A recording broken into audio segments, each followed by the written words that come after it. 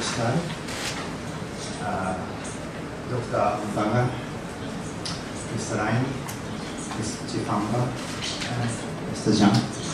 Professor Nakamura, Professor Matsui, distinguished participants, ladies and gentlemen. Thank you very much for coming and joining us today to the International Symposium for Integrated Lake Basin Management, or ILBM, in Africa, accelerating the TCAD process through sound management of lakes and reservoirs. Now, from now on, please allow me to speak in Japanese. 皆様、こんにちは。公益財団法人国際故障環境委員会 ILEC 理事長の浜中でございます。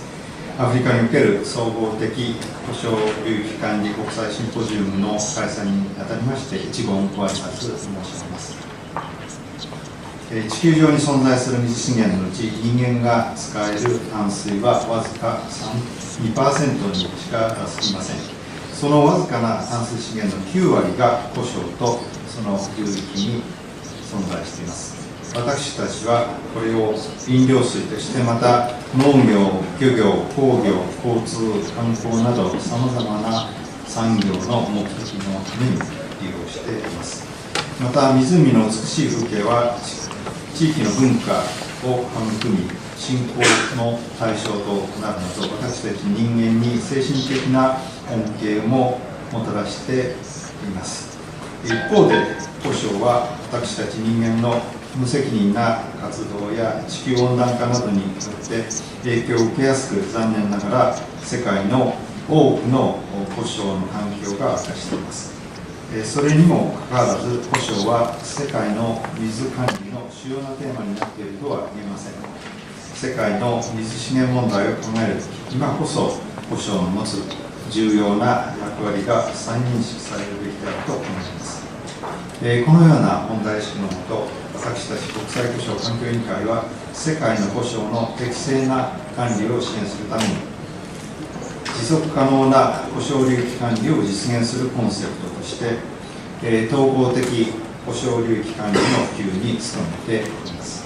これは英語の頭文字を取って ILBM と呼ばれており、流域の住民や行政機関など利害関係者が一体となって長期的に流域のガバナンスを改善していくというこ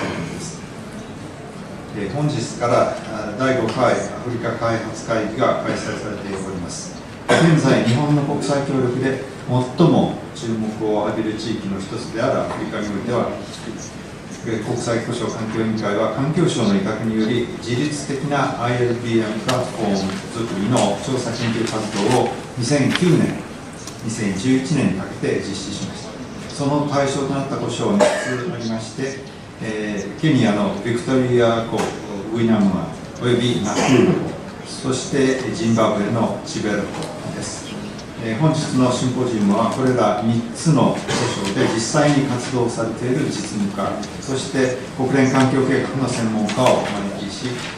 アフリカの故障が抱える課題や今後改善すべき事項、そして日本がどのような面でこれに貢献していくことができるのかについて、ご議論いただくことを目的としています。今、アフリカでどのような取り組みが行われ、また将来行われていくのか、その事情に精通しておられる方々をお招きし、その幅広い経験や知識を踏まえた討議をしていただく機会をいただきましたことは、大変意義深いものであると考えております。また本日の基調講演は、水分野のノーベル賞と呼ばれるストックホルム水大賞を1993年に受賞されたインドのシタール博士にお願いしておりまして、アフリカに先行してインドで行われている故障管理の取り組みや、インドとアフリカのいわゆる南南協力についてご講演をいただくこととなっております。このシンポジウムが世界的な課題である故障の問題にいかに対処していくかについて、皆様方のご参考となれば幸いに存じます。最後にこのシンポジウムへの出席を開拓いただきました基調講演者及びパネリストの皆様方に厚く御礼を申し上げますとともに、ご出席いただきました皆様のますますのご健勝と今後のご活躍をお祈りいたしまして、私のご挨拶といたします。ご清聴ありがとうございます。